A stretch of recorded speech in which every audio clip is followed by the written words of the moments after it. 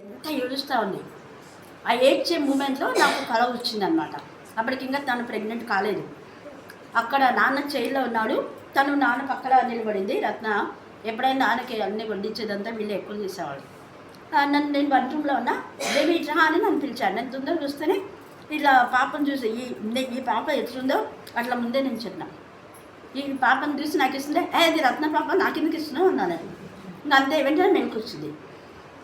అది రత్న బాబా నాకెందుకు ఇస్తున్నావు నాన్న తనకు చెప్పిన ఒక 1 వీకే తను ప్రెగ్నెంట్.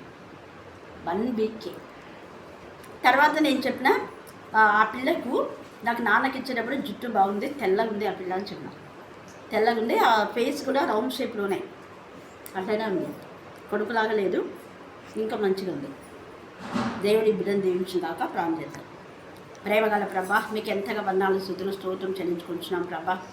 మీరు గర్భంలో నింపబడక మునిపే దైవజనుల ద్వారా తెలియజేసిన ఈ బిడ్డ దోషం గల దేవుని బిడ్డగా కరుణాపీఠంలో సమృద్ధిగా ఈ బిడ్డ గర్భంలో నుంచి పిండంలో ఉన్నప్పటి నుంచి వాక్యం విని వాక్యం చెప్పగలడానికి వాళ్ళ తల్లికి సహకరించిన ఈ బిడ్డను దేవా ప్రార్థించినప్పుడంతా కూడా మూమెంట్స్తో నేను స్తుతించిన ఈ బిడ్డను జ్ఞానాత్మకంగా నింపి నీ ఎందుకు భయభక్తి గల బిడ్డగా నీకు ఇష్టమైన బిడ్డగా నీ చోటి సంపాద్యంగా నీ సత్తుగా మార్చుకొని నా ప్రభా రత్న కంటే మంచి వెప్పన్గా మీరు వాడుకుంటండి. ఇక్కడ ఎంత సేవలో రత్న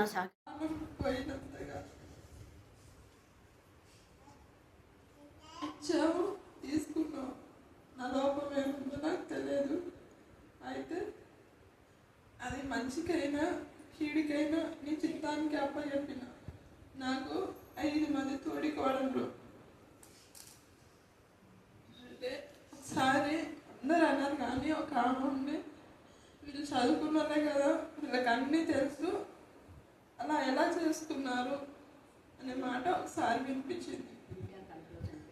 సరే నేను అక్కడికి అంటే అది దేవుడి చిత్తం, మన చేతిలో ఏం లేదు. నా జాగ్రత్త, మా కేరింగ్ అన్నీ ఉన్నాయి. ఎవ్రీ మంత్ చెకప్కి వెళ్ళే వాళ్ళం, అంతా బాగుంది. చివరి నిమిషంలో అలా జరిగింది. అయితే అయినా నేనేం బాధపడలేదు. దేవుని చిత్తం ఎలా ఉంటే అలా కానీ కొన్ని సమయాల్లో అలా బాగా టెన్షన్ పడి హార్ట్ పాల్పిటేషన్ రావడం కూడా జరిగింది. అప్పటి నుండి కూడా పని వరకు ఒకటే కోరుకున్నా, బ్రహ్మ నేను బ్రతుకుంటే మళ్ళీ ఒక బిడ్డను ఎత్తుకొని నీ సన్నిధిలో సాక్ష్యం చెప్పాలి అనుకున్నా. సో అలానే సంవత్సరంలోపే ఫిబ్రవరి 12th లాస్ట్ ఇయర్ నా బిడ్డ చనిపోయింది. అదే ఫిబ్రవరి 21st మళ్ళీ నా చేతిలో బిడ్డను దేవుడు ఉంచాడు. అందుకు దేవుడికి లెక్కలేని ఎన్ని స్తుతులు చెల్లించినా నేను రుణస్తురాలనే. అయితే నేను ఎప్పుడైతే కన్సీవ్ అయ్యానో వెంటనే అక్కడ ఫోన్ చేసిన, అక్కడ ఇంట్లో కన్సీవ్ అయినాను, ప్రార్థన చేయాలి. అప్పటికి నేను బలహీనంగానే ఉన్నా. అంటే 6th month అయిపోగానే మళ్ళీ కన్సీవ్ అయినా. సిజరింగ్ అంటేనే 1 year 2 years వరకు ఇంకా కోరుకోవడం కష్టం. అయితే దేవుని చిత్తంలో ఏముందో తెలియదు, కానీ దేవుడు మళ్ళీ నాకు వెంటనే కన్సీవ్ అయ్యే భాగ్యం ఇచ్చాడు. నేను అక్కడికి అన్నా, నేను కోరుకోలేదు, నాకు హెల్త్ ఏం బాగాలేదు, నేను మళ్ళీ రిమూవ్ చేసుకుంటా అని అంటే మా ఆయన అన్నాడు, నువ్వు దేవుడు అని ప్రార్థన చేస్తావు కదా 24 hours, నీ దేవుని మీద నీకు నమ్మకం లేదా? దేవుడు నీకు ఇచ్చాడు కదా, మరి ఎందుకు ఇలా మాట్లాడుతున్నావు అని అన్నాడు. ఆ క్షణం నుండి ఎన్ని ప్రాబ్లమ్స్ వచ్చినా నీ దేవుని సన్నిధిలో ఒకటే అడిగిన, నా ప్రాణము ఎప్పుడు పోతుందో నాకు తెలియదు. అంటే అంత సివియర్గా ఉంది హార్ట్ పాల్పిటేషన్. అంటే పడుకుంటే నా హార్ట్ బీట్ నాకే వినిపిస్తుంది. అసలు పడుకోవడానికి కూడా నాకు చాలా ఇబ్బందిగా ఉండేది. ఎన్ని డాక్టర్స్ తిరిగినా, ఎన్ని హాస్పిటల్ తిరిగినా అది టెన్షన్ వల్ల వస్తుందమ్మా, ఇంకేం లేదు. ఈసీజీ తీశారు, ట్యూడికో తీశారు, every checkup, sugar test, BP ప్రతిదీ నార్మల్గా ఉంది. అయినా నా టెన్షన్ నాలో పోవట్లేదు అనమాట. భయం అంతగా నేను సఫర్ అయిపోయాను అనమాట.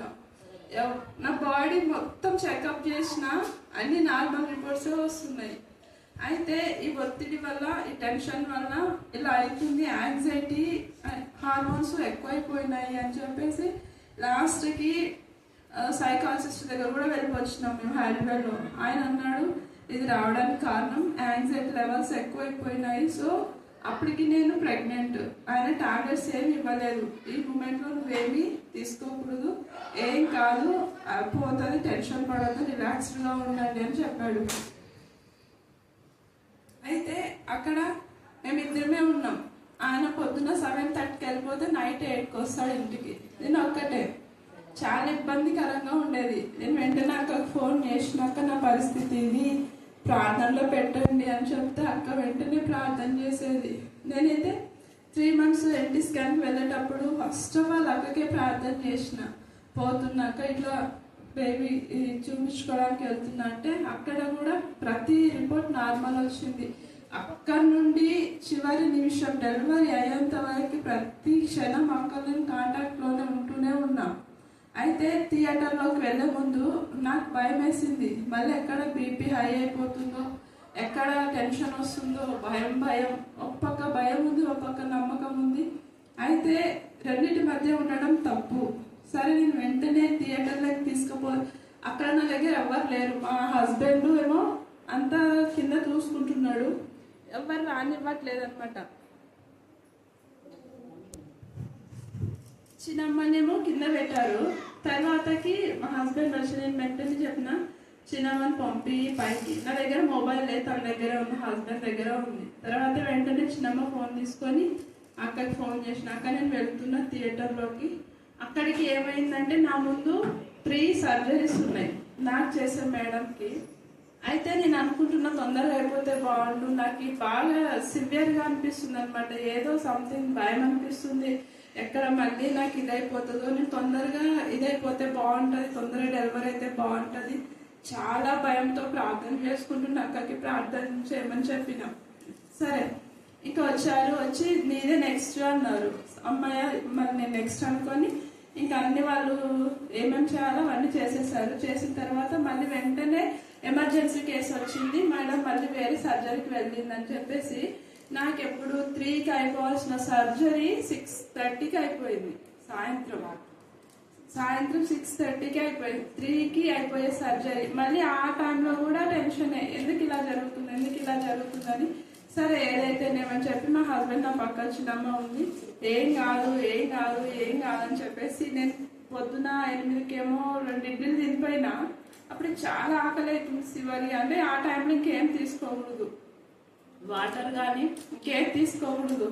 నాకేమో భయం వేస్తుంది, హార్ట్ బీట్ ఫాస్ట్గా అయిపోతుంది. 2-3 times బీపీ చెకప్ చేయించుకున్నాను. ఒకసారి చేస్తారు, మళ్ళీ చూడండి 110/70 నార్మల్ వస్తుంది. ఎంత టెన్షన్ పడినా నార్మల్ వస్తుంది. సరే ఇంకా ఆ టైంకి తీసుకుపోయినారు లోపలికి. అప్పటికే డాక్టర్స్ అంతా అలసిపోయినారు, ఇంకెప్పుడు నేను చేయలేము, ఇంకొకరు అంటున్నారు. ఎంతమంది అన్నా లాస్ట్కి నాకు చేసిన వేళ మళ్ళీ నాకు సర్జరీ చేయడానికి వచ్చి వెంటనే సర్జరీ చేయడం జరిగింది.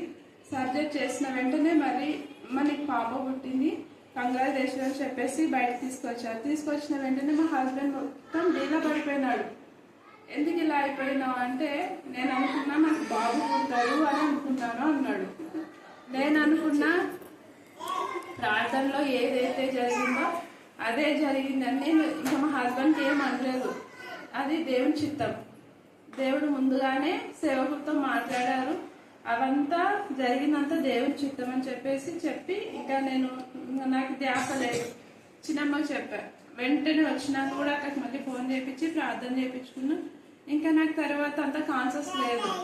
ఇంకా వెంటనే చిన్నమ్మకి అక్కకి ఫోటో పెట్టండి, వెంటనే నా దగ్గర మొబైల్ లేదు అని చెప్పేసి ఇంకా నన్ను మళ్ళీ వార్డు నుండి నేను సపరేట్ రూమ్ తీసుకున్నాము, ఆ రూమ్కి తీసుకుపోయినారు. ఇంకా ఆ తర్వాత నెక్స్ట్ డే ఇంకా కొంచెం పర్లేదు, బాగానే ఉంది. మళ్ళీ ఇక్కడికి వచ్చిన తర్వాత మళ్ళీ ఏం జరిగిందంటే, నేను 3 days రావాలి, వచ్చి ప్రార్థన చేయించుకోవాలి, ఎంత గొప్ప కృప నాకు దేవుడు చూపించాడు అనుకున్న మూమెంట్లో నాకు చికెన్ పాక్స్ వచ్చింది. వెంటనే మళ్ళీ చికెన్ పాక్స్ అంటే అమ్మ వస్తుంది కదా, గుళ్ళలాగా అనిపించింది. నాకు భయం అనిపించింది, చిన్నగా వస్తున్నాయి అంటే చికెన్ పాక్స్ అంటే అమ్మ పోసింది అనేది. మళ్ళీ అంత బాడీ మొత్తం స్ప్రెడ్ అయిపోయింది. నా ఫేస్ ఈరోజు ఇట్లా ఉంది, చూడలేని పరిస్థితిలో ఉండేది ఒక 4 days బ్యాక్. మళ్ళీ ఇదేంటి ప్రభు, మళ్ళీ ఒక సమస్య పోతే ఒక సమస్య నేను పోవాలనుకుంటున్నా, ఎందుకు నాకు ఇలా జరుగుతుంది, సరే మళ్ళీ వెంటనే హాస్పిటల్కి వచ్చిన బేబీ ఉంది కదా, మళ్ళీ ఇన్ఫెక్షన్ అయితే కష్టం అనేసి మళ్ళీ వెంటనే ఆటో తీసుకొని వెంటనే హాస్పిటల్కి వెళ్తే అక్కడ ఏం కాదమ్మా, ఇది ఎక్కువ హీట్ అవ్వడం వల్ల ఇలా వచ్చింది, అసలు మీకు బాడీలో శక్తి లేదు, కొంచెం ప్రోటీన్ ఫుడ్ తీసుకోండి, ఏం కాదు అని చెప్పేసి టాబ్లెట్స్ అన్నీ ఇచ్చడం జరిగింది. బేబీకి ఇప్పటి వరకు నేను ఫీడింగ్ ఇవ్వలేదు. 1 వీక్ అయింది, ఫీడింగ్ వద్దు, ఎందుకంటే చికెన్ పాక్స్ కదా, బేబీకి ఎఫెక్ట్ అయితే కష్టము. ఈ రోజు ఎత్తుకున్న నా బేబీని, అందుకు దేవునికి లెక్కలేని వందనాలు. ప్రార్థన చేసిన మీ అందరికీ, అక్కకు ముఖ్యంగా ఎంత నేను థ్యాంక్స్ చెప్పినా తక్కువే. అందుకు దేవునికి వందనాలు చెల్లిసి సాక్ష్యం దేవుడు దీవించి ఆశీర్వదించును గాక. ఆమేన్, ఆమేన్, ఆమేన్. గ్రంథంలో నుండి హోషేయ గ్రంథము 1వ అధ్యాయం 1 నుంచి 5 వరకు చదువుతుంది. ఉజ్జియా, యోతాము, ఆహాజు, హిజ్కియా అనే యూదుల రాజుల దినములలోను, యెహోయాషు కుమారుడైన యెరోబాము అను ఇశ్రాయేలు రాజు దినములలోను బెయేరి కుమారుడైన హోషేయకు ప్రత్యక్షమైన యెహోవా వాక్కు. మొదట యెహోవా హోషేయ ద్వారా ఈ మాట సెలవిచ్చెను, జనులు యెహోవాను విసర్జించి బహుగా వ్యభిచరించి ఉన్నారు గనుక నీవు పోయి వ్యభిచారం చేయు స్త్రీని పెళ్లాడి వ్యభిచారం వల్ల పుట్టిన పిల్లలను తీసుకొను అని ఆయన హోషేయకు ఆజ్ఞ ఇచ్చెను. కాబట్టి అతడు పోయి దిబ్లాయిము కుమార్తె అయిన గోమెరును పెళ్లి చేసుకొనెను. ఆమె గర్భవతి అయి అతనికి ఒక కుమారుని కనగా యెహోవా అతనితో ఇలాగ సెలవిచ్చెను, ఇతనికి ఇజ్రాయేల్ అని పేరు పెట్టుము. ఇజ్రాయేలులో యోహు ఇంటివారు కలువ చేసుకొనిన రక్త దోషమును బట్టి ఇంకా కొంతకాలమునకు నేను వారిని శిక్షింతును. ఇశ్రాయేలు వారికి రాజ్యం ఉండకుండా తీసివేతును. ఆ దినమున నేను ఇజ్రాయేలు లోయలో ఇశ్రాయేలు వారి విల్లును విరుతును. దేవుడి లేఖన భాగాన్ని దీవించి ఆశీర్వదించున్నాను. ధ్యానాల ద్వారా మీరు మాకు ఇచ్చిన విడుదల విమోచన బట్టి మేము విశ్వసిస్తున్నాం. దేవా, మీరు విమోచించినాం. దేవుడమని నా ప్రభావం అతని మీ కనికరం కూడా తండ్రివని, ప్రేమ గల తండ్రివని, జాగల తండ్రివని, దేవా మానవుడు పాపం ఎంత పాపం చేస్తున్నావు తండ్రి, గర్తించి బుద్ధి చెప్పమని ప్రార్థిస్తున్నాం. ఈ సమయంలో నా ప్రభా కరుణాపీఠంలో మీరు ఎన్నో మేలు చేశారు తండ్రి. గర్భ వేదనతో నా తండ్రి దేవా బాధపడుతున్న బిడ్డలు, గర్భస్థానంలో దుఃఖిస్తున్న వాడి దుఃఖాన్ని మాన్పి చాలా శ్రేష్టమైన పిల్లలు మీరు ఇచ్చారు. అందుకు మేము స్తుతిస్తున్నాం తండ్రి. స్తోత్రం దేవా. ప్రతి చిన్న బిడ్డ రోషం వల్ల దేవుడి బిడ్డగా ఉండడానికి మీకు ప్రదాయించండి. దాని వల్ల మీరు మా తండ్రి బలపరచండి, ధైర్యపరచండి ప్రభా. స్తోత్రం. అలాగే నా అరుణ మా ప్రతి బలహీనత ఇష్టంలో గర్తించి పాత్రలకు బంధించమని ప్రార్థిస్తున్నాం.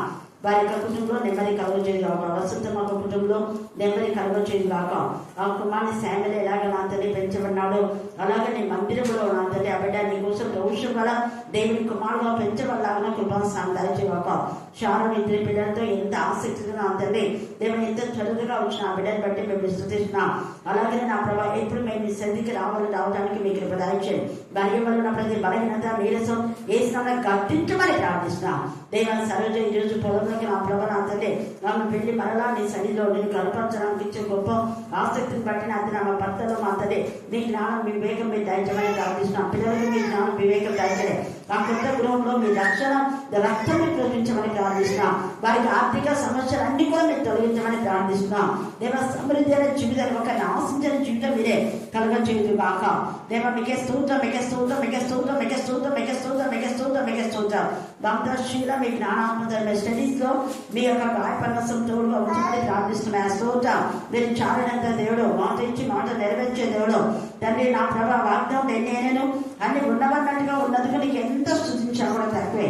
దేవ కృష్ణుడికి దేవుడి టైం జ్ఞానం వివేకం మీరు దయచండి. దేవ చెప్పింది 14 ఏళ్ల వాడైన ఉజ్జియాను తీసుకొని అతని తండ్రి అయిన అమజ్యాకు అంటే అమజ్యా కుమారుడు ఉజ్జియా. అందుకని ఇక్కడ ఉజ్జియా, యోతాము, ఆహాజు, హిజ్కియా వీళ్ళందరూ ఒకరి తర్వాత ఒకరు అన్నమాట. ఈ యొక్క ఇతనికి వాళ్ళ ముద్ద తాత అయిపోతారు వాళ్ళంతా కూడా. అందుకనే ఉజ్జియాను 16 సంవత్సరాలలో ఆయనను రాజుగా చేశాడనమాట. 16 సంవత్సరాలు రాజుగా చేస్తే అతను ఎలా ఉన్నాడు చూడండి. 17వ వచనం చదవండి.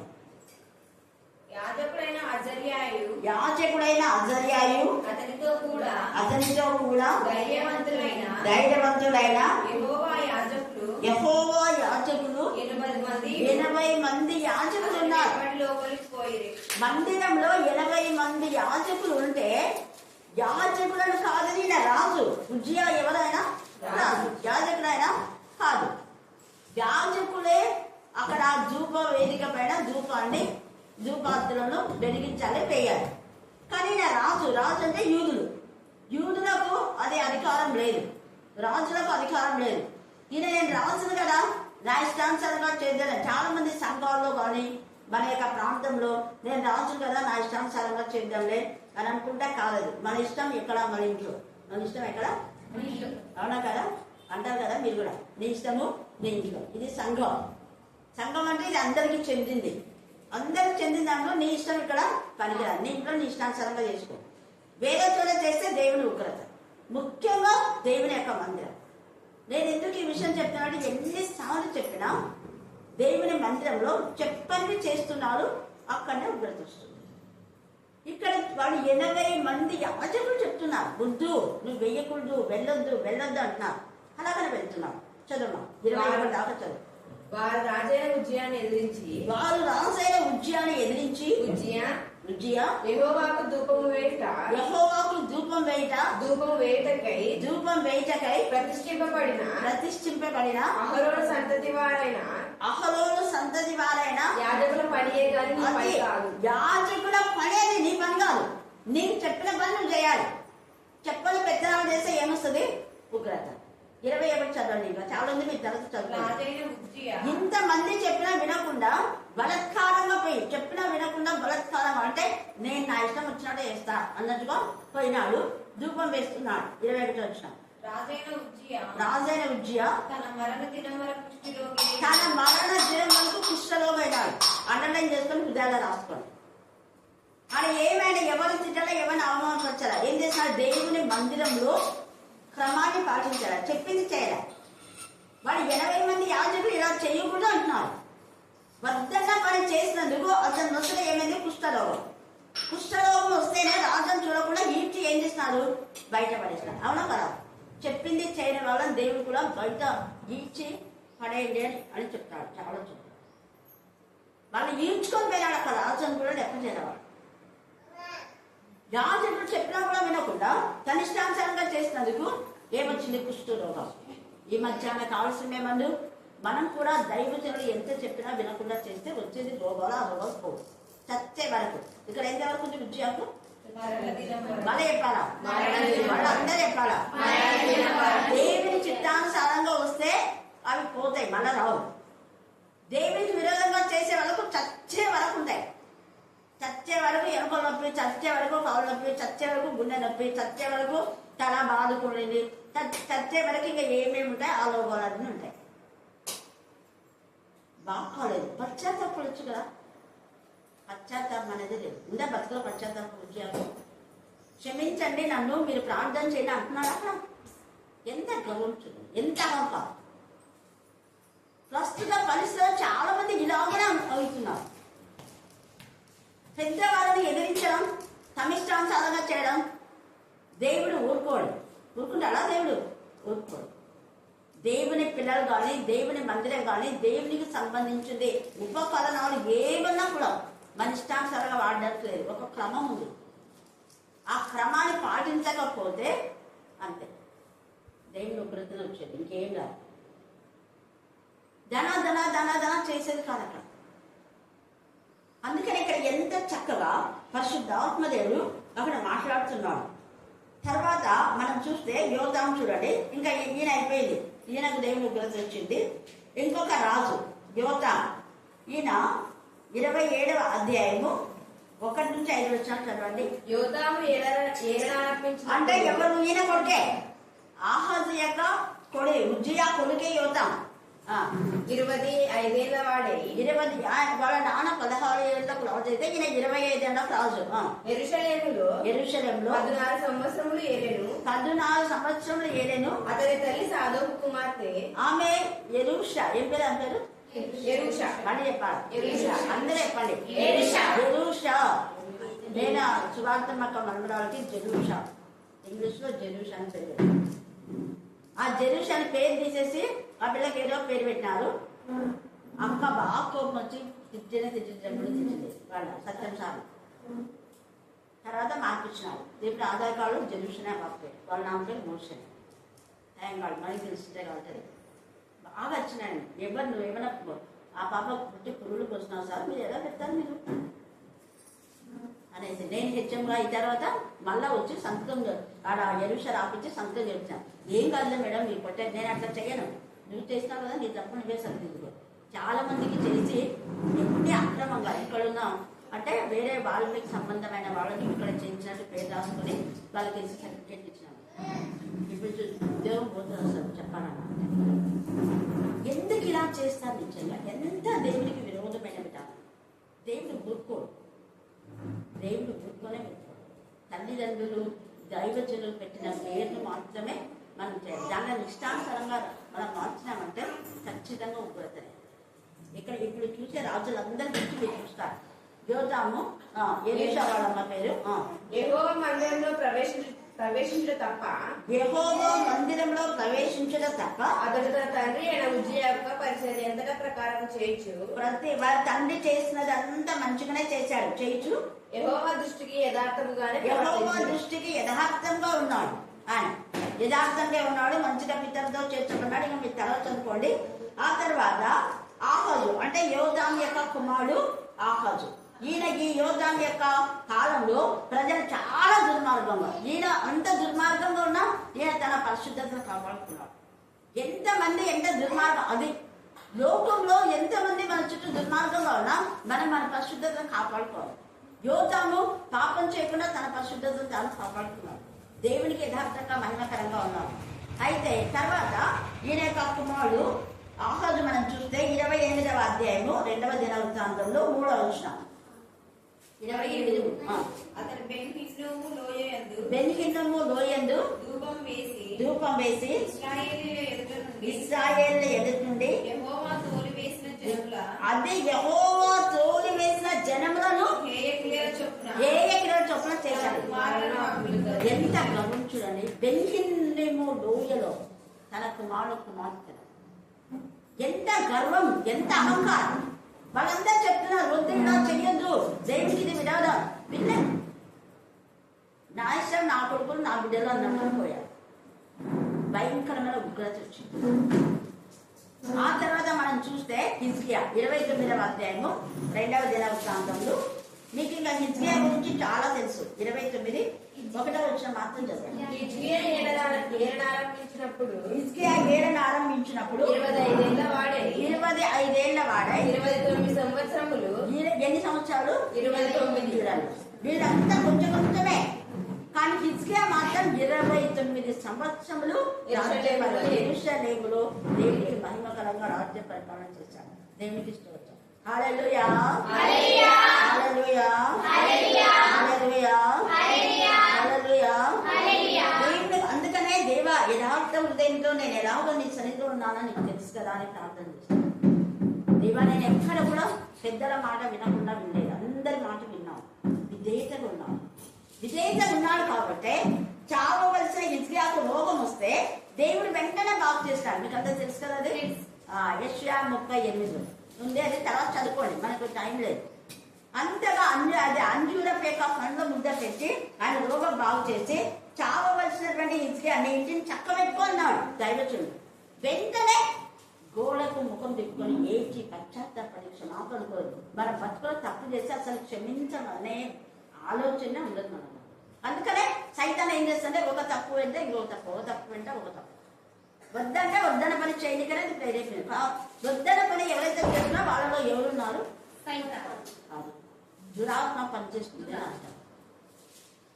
దురాత్మ ఒక దురాత్మపై 7 దురాత్మలు తీసుకొని వచ్చి 7 తప్పులు చేపిస్తున్నారు రోజు, ఇంకా ఎక్కువనే చేపిస్తున్నారు.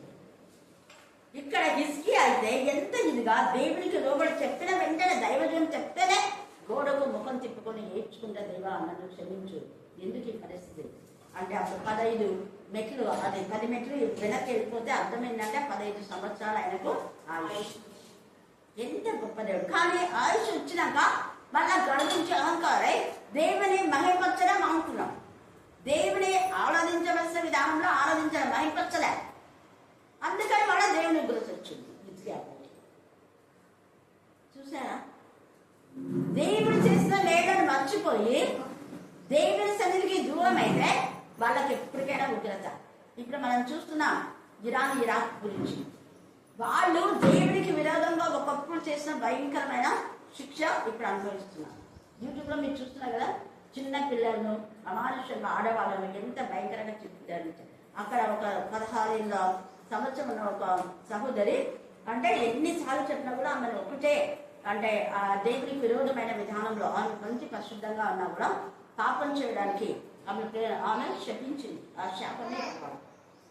చాలా మంది శాపాలు తగులుతాయి ఎవరికి అంటే హేతు ఉండేవాళ్ళకు. తప్పు చేసే వాళ్ళకు ఖచ్చితంగా శాపాలు తగులుతాయి. తప్పు చెయ్యకపోతే శాపాలు తగ్గుతాయి.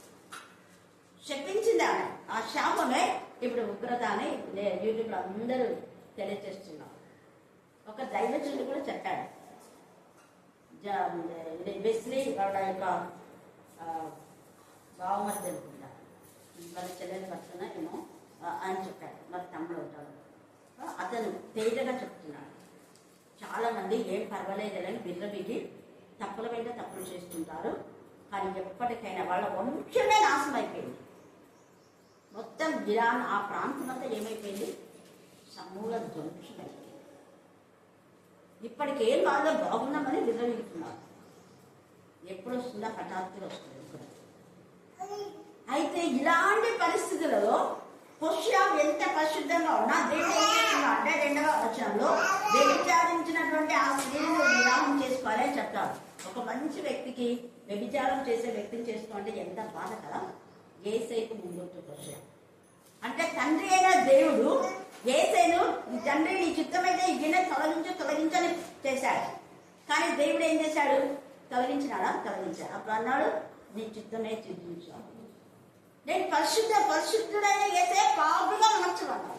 ఎంత బాధ. అనేకుల పాపం అంటే అనేకులు చేసిన వ్యభిచారము, దొంగతనం, హత్య, ఆత్మహత్య, అవివేశ, మానసిక వేదన, మత్స్యార్జనం, చేతిబడి, క్షుద్ర శక్తులు, ఇంకా మానవులు చేసే నానకుల దుష్టక్రియలు, దుర్యోచనలు, నరహత్యలు, ఇవన్నీ కూడా యేసయ్య శరీరాన్ని గ్రహించింది. గాయమైపోయాయి. యేసయ్య శరీరం అంతా రక్తసిక్తం అయిపోయింది. మానవుని యొక్క నానా చండాలమైన పాపాలన్నీ ఆయన భరించడానికి కారణం ఏంటంటే, ఇదిగో ఇన్ని పాపాలు నేను భరిస్తున్నా, ఇదిగో పాప క్షమాపణ పొంది క్రీస్తు రక్తంలో కడగబడి ఆయన బిడ్డగా మాట్లాడంటే, నేను కడగబడని వస్తాను, నేను తప్పలే అనుకో, మెడవంచని జగనంటూ ఇంకా భయంకరమైన శిక్ష. 3 ఆవులను తీసేస్తాడు. 4 తరాలు, కూతుర్లకు శిక్ష, కొడుకులకు శిక్ష, అల్లులకు శిక్ష, మన్మలకు, మన్మరాలకు, వాళ్ళ తదనంతరం కూడా శిక్ష వస్తుంది. దహించండి దేవుడు. శిక్ష జరుగుతున్నా మార్పు వచ్చిందంటే మన లేదు. ఎంత బాగుంటుంది తండ్రి అయిన దేవుడు. అందుకనే హోషేయతో చెప్తున్నాడు, హోషేయ నువ్వు చేసుకోవాలంటే మారు మాట మాట్లాడకుండా వ్యభిచారం జీవితం. యేసయ్య కూడా మారు మాట్లాడకుండా తండ్రి నీ చిత్తమే సిద్ధించాలి.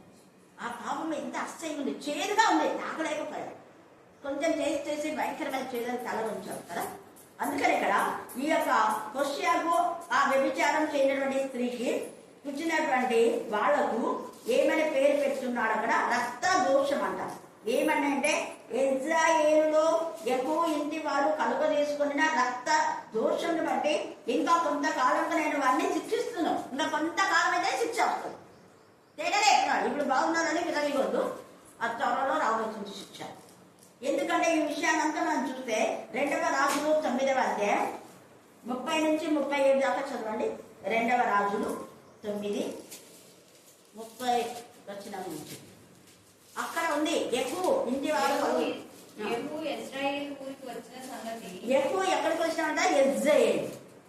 ఇక్కడ యెజ్రెయేలు అని ఆ పేరు పెట్టారు. ఆ యెజ్రెయేలు ఊరికి వచ్చినటువంటి సంగతి యెజబెలునకు వినబడని కనుక ఆమె ఆమె తన ముఖమునకు రంగు తన ముఖానికి రంగు పూసుకొని వేషం వేసుకొని శిరోభూషణాలన్నీ ధరించుకొని శిరోభూషణాలు ధరించుకొని ఎంటకలు ఇరవోసుకొని కనిపెట్టి చూచుచుండగా కిటికీలో నుంచి చూస్తుంది. దాని వల్ల చాలా మంది కిటికీలో నుంచి తొంగి చూస్తున్నారు.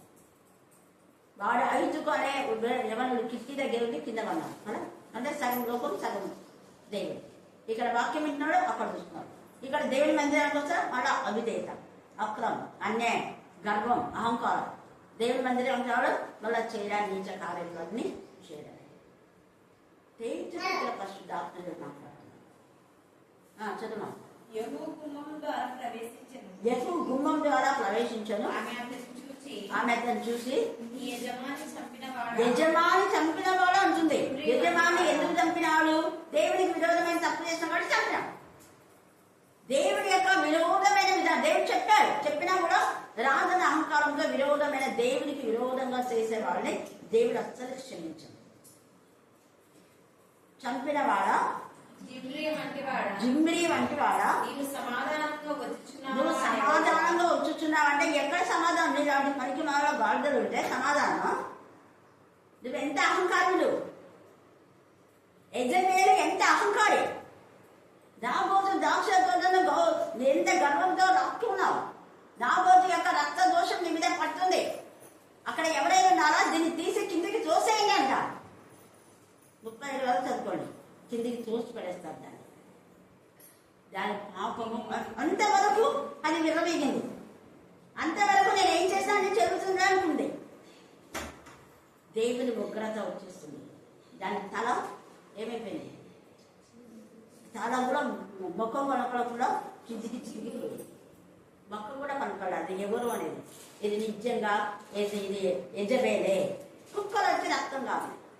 ఎందుకు? నిర్దోషి అయిన నాబోతు ఏ నేరం చేయలేదు. అతని ద్రాక్ష తోటను అనవసరంగా తీసుకుని కాబట్టి నాబోతు ఎక్కడ చచ్చాడు అక్కడ దాని రక్తం కూడా కుక్కలు నాకు. ప్రవక్త చెప్పినాడు. ప్రవక్త మాటలు ఎక్కువ.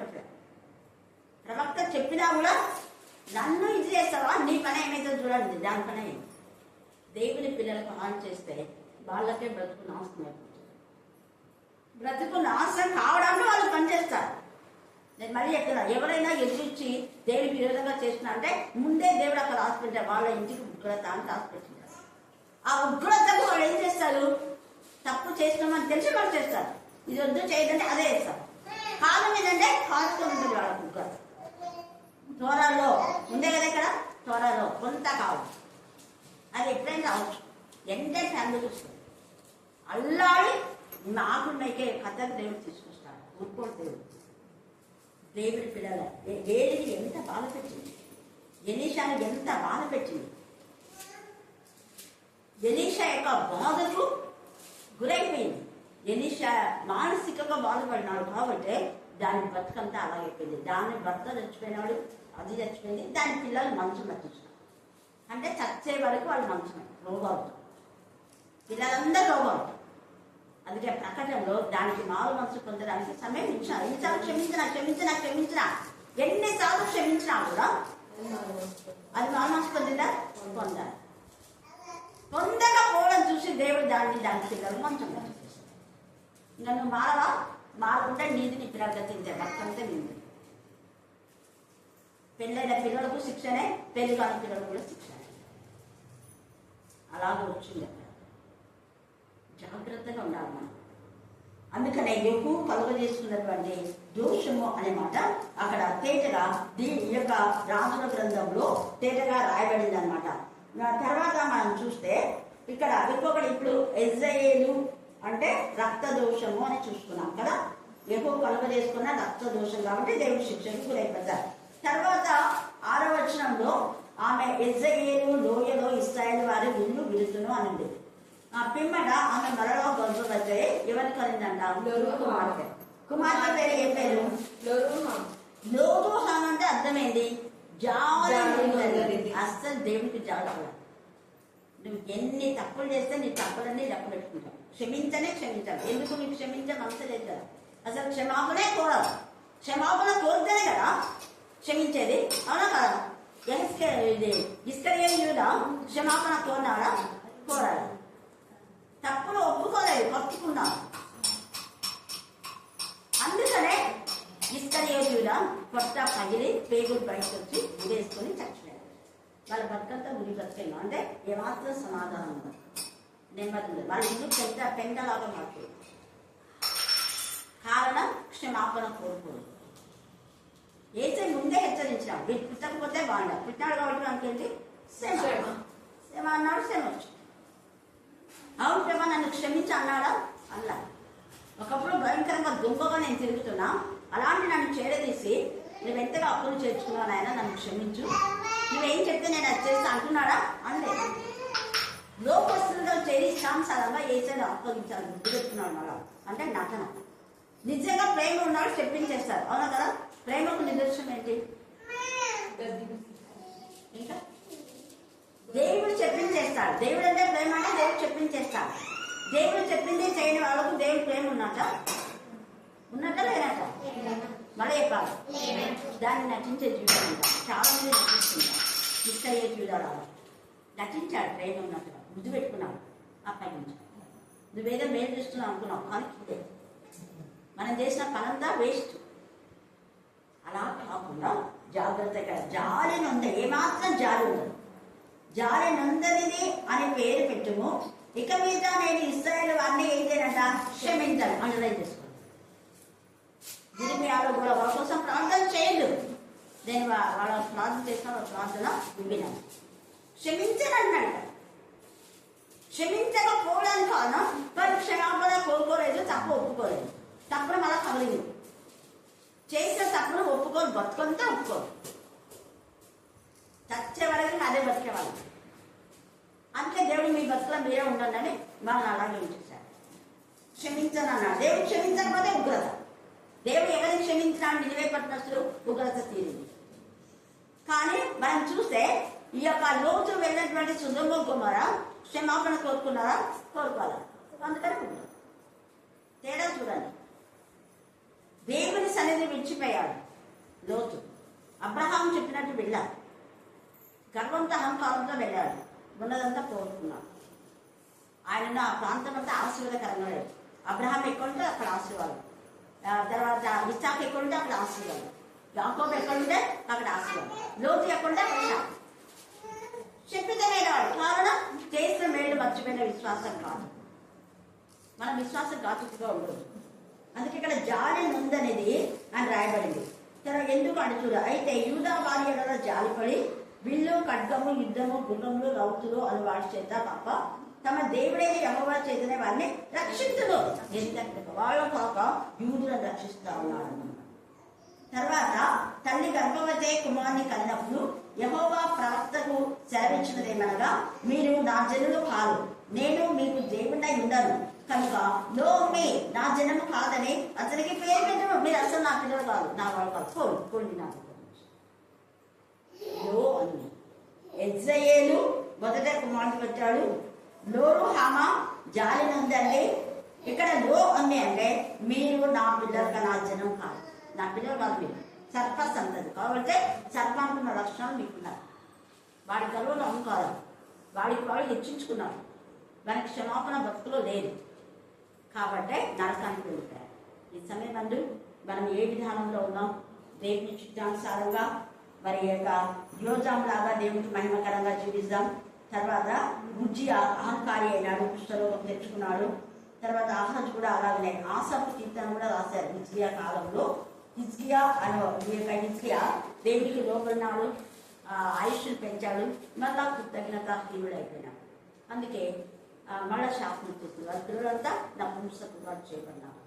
దేవుడు ఈ లేఖన భాగం దీవించి ఆశీర్వదించుగాక. హోషేయ యొక్క సమర్థనలాగా మనం కూడా అనేక మంది కోసం దేవుని సంఘంలో ప్రార్థించి భరిద్దాం. ఎంత బాధతో మరి నైనా ప్రభువా, నీ దాసుడు నైనా, నీ దాసురాలు చెప్పిన ప్రతి మాటలోనైనా నీ ఆత్మీయ మాటలు బయలుదేరుతున్నాయి. నీ కృపా సహాయం దయచేయమని అడుగుతున్నామయ్యా. దేవా, నీ పాదములకు వందనాలు, కృతజ్ఞతలు, స్తుతులు, స్తోత్రములు స్తోత్రములు స్తోత్రములు స్తోత్రములు చెల్లిస్తున్నామయ్యా. దేవా, చిన్న మందగా కూడుకొని నా ప్రభు నీ శిలువ ధ్యాన కూడికలు జరుగుతున్నాయినా, నీ కృపలో మమ్మల్ని బలపరుస్తున్నదేనా. మీ పాదములకు వందనాలు, స్తుతులు, స్తోత్రములు చెల్లించుకుంటున్నామయ్యా. ఇశ్రాయేలును కాపాడవాడు కునుకడు నిద్రపోడని సెలవిచ్చిన నాకు మమ్మల్ని నైనా కునుకగా నిద్రపోకనైనా ప్రతి గడియలో ప్రతి గంటలో ప్రతి నిమిషంలో కాపాడుచున్న గొప్ప దేవుడు నీ పాదములకు వందనాలు స్తుతులు స్తోత్రములు చెల్లిస్తున్నామయ్యా నైనా మాకోసరం నా ప్రభా 24 పెద్దలను 4 జీవులను నైనా పరలోక పరిశుద్ధులను పరిశుద్ధులు పరిశుద్ధులు పరిశుద్ధులు పరిశుద్ధులను పొడబడుచున్న మా గొప్ప దేవ నీ పాదములకు వందనాలు కృతజ్ఞతలు స్తుతులు స్తోత్రములు చెల్లిస్తున్నామయ్యా నీ ప్రేమలోనైనా మమ్మల్ని దాచుకుంటున్న దేవా నీ కౌగిలిలోనైనా మమ్మల్ని ఆదరిస్తున్న దేవా నీ పాదములకు వందనాలు స్తుతులు స్తోత్రములు చెల్లించుకుంటున్నామయ్యా ఈ మధ్యాహ్నం వచ్చిన ప్రతి బిడ్డలనైనా మీరుండి మహిమ పొంది అడుగుతున్నామయ్యా దేవా నా ప్రభా నైనా నీ పాదాలు పట్టుకొని మేము అడుగుచున్నానైనా నిన్ను మేము సిలువకు అప్పగించకనైనా మిమ్మల్ని మేము తగ్గించుకుంటూ నీ నామాన్ని హెచ్చించే జ్ఞానాన్ని బోధన మాకు నేర్పించమని అడుగుతున్నామయ్యా